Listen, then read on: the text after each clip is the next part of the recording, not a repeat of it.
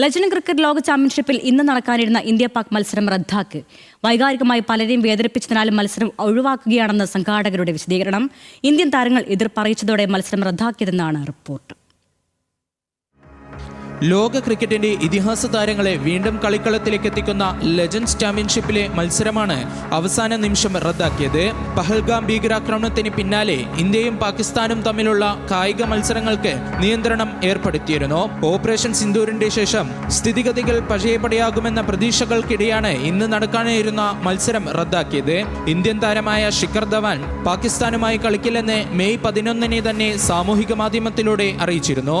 എന്നാൽ ഇന്ത്യയിലെയും പാകിസ്ഥാനിലെയും മറ്റ് കായിക ഇനങ്ങളിലെ മത്സരങ്ങൾ ഷെഡ്യൂൾ ചെയ്തതോടെയാണ് സംഘാടകർ ലെജൻഡ്സ് ക്രിക്കറ്റിലും മത്സരക്രമം തീരുമാനിച്ചത്.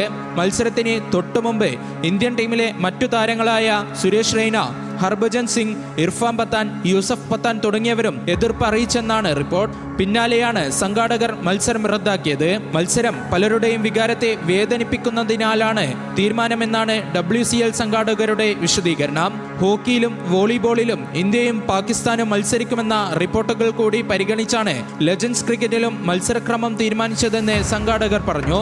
പഹൽഗാം ഭീകരാക്രമണത്തിന് പിന്നാലെ പാകിസ്ഥാനെതിരെ ഇന്ത്യൻ താരങ്ങൾ കടുത്ത വിമർശനവും പ്രതിഷേധവും ഉയർത്തിയിരുന്നു. പാകിസ്ഥാനുമായി മത്സരത്തിനില്ലെന്നും പാകിസ്ഥാനിൽ നടക്കുന്ന മത്സരങ്ങളിൽ പങ്കെടുക്കില്ലെന്നും പല താരങ്ങളും നിലപാടെടുത്തു. എന്നാൽ ഏഷ്യ കപ്പ് ഹോക്കി മത്സരങ്ങൾക്കായി പാകിസ്ഥാൻ ടീമിനെ നേരത്തെ വിദേശകാര്യ മന്ത്രാലയം അനുമതി നൽകിയിരുന്നു. Sports desk, news Malayalam.